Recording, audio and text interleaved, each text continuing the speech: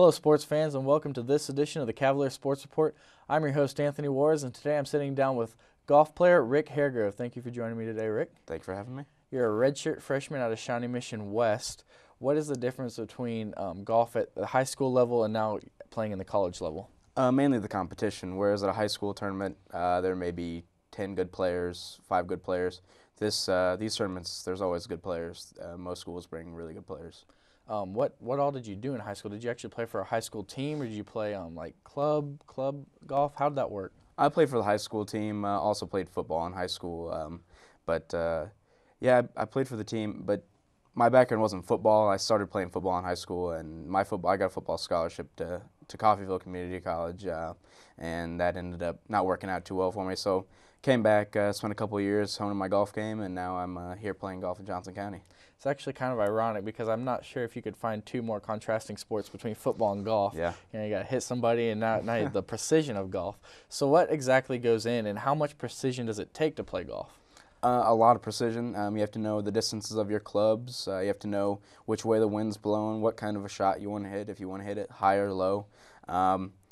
There's many things, backspin on the golf ball, many things that come into play. How much exactly does the wind, or say if it's raining, how much do those affect the ball in the flight?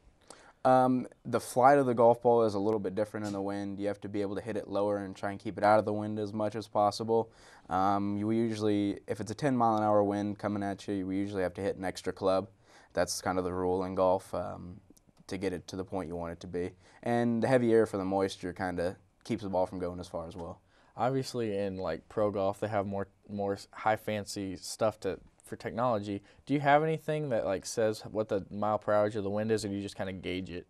Just kind of gauge it. A lot of the time I'll look at it before I go out and play, online or something like that before I leave. But I just kind of gauge the wind, use, the old tossing up of the grass, that little trick there, and see which way the wind's blowing, see how hard it's blowing. But yeah, a lot of the time just kind of gauge it myself. Which is easier to play golf and hit the golf ball when it's really cold or really hot? I would say when it's hot, because of the cold. If you hit a bad shot, it's a little bit, it hurts a little bit when it kind of stings a little bit. But I would say most, it doesn't really matter if it's cold or hot. Just what's the perfect temperature for golf? 65 and sunny. 65 and sunny. All right. Yep. Golf is very much individually based, but you guys actually have some events where you play as a team. What are some of those events, and how much teamwork goes into those events? Well, as a team, we do go in. We play every conference tournament as a team. We have 5 different players we take, and we take the top 4 scores from each of those players each round. And but we also played in a different event this year, beginning of the year, the fall semester, anyways, called a best ball event.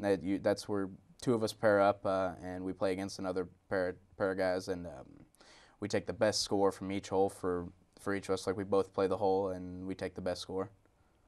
Going back to the how you take 5 people to each tournament, and you only keep the 4 scores. Is it always the worst score that you throw out? Yeah, it's always the lowest score. Yeah. So then, as a team, are you guys competing against each other for those top 4 spots? Yeah, I would say it kind of brings on a little bit of competition, but mainly just kind of rooting for each other, making sure we are always helping the team out as much as possible.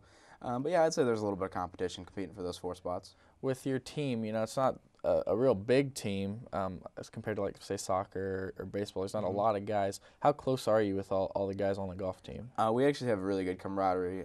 Usually try and hang out, as much as possible. We all have different schedules, obviously, but yeah, the camaraderie is pretty good. We always go out there, and we know about each other's classes. We have a good time hanging out on the golf course when we're playing, as well as going to tournaments. We build a lot of camaraderie driving, because we always drive everywhere, 2 hours, 3-hour trips. So.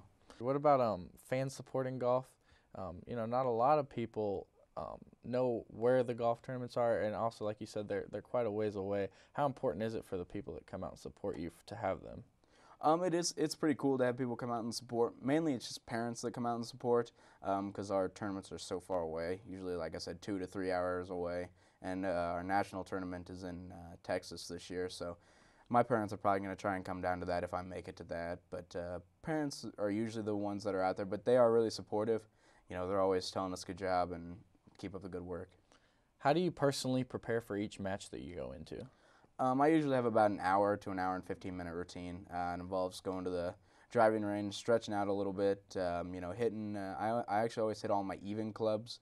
I don't hit any of the odd-numbered clubs. I don't know why, but that's just one of the things I've started to do. I also go to the putting green, practice chipping with all 3 of my wedges, see how the greens are rolling.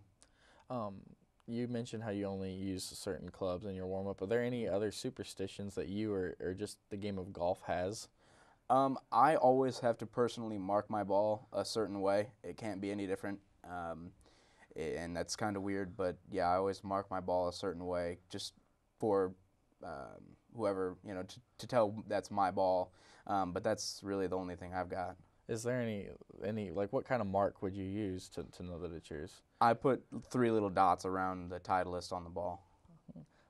Going into the postseason, for those that might not know who are watching, what's the process in tournaments, and also is it team based or individually based to get to the national tournament? Well, we can get there as a team, or you can get there as an individual. We have our district tournament, which is coming up at the end of April, and that tournament, if we make top 5 as a team, our team scores in the top 5 in the district, then we will we'll get there.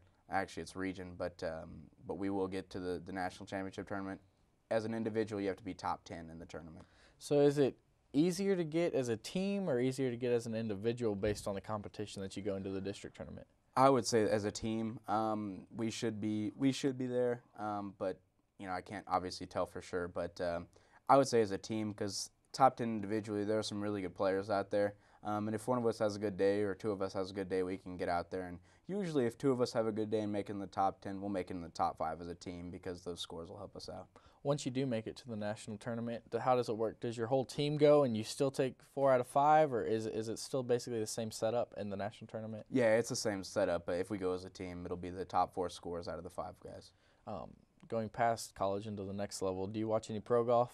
I do. I watch a lot of pro golf. Who's your favorite golfer? Tiger Woods is my favorite golfer, if I had to pick one. Tiger Woods. All right. And now the final question here is actually from a student here at JCCC, and he is wanting to know how the world rankings go and how does that all get figured out?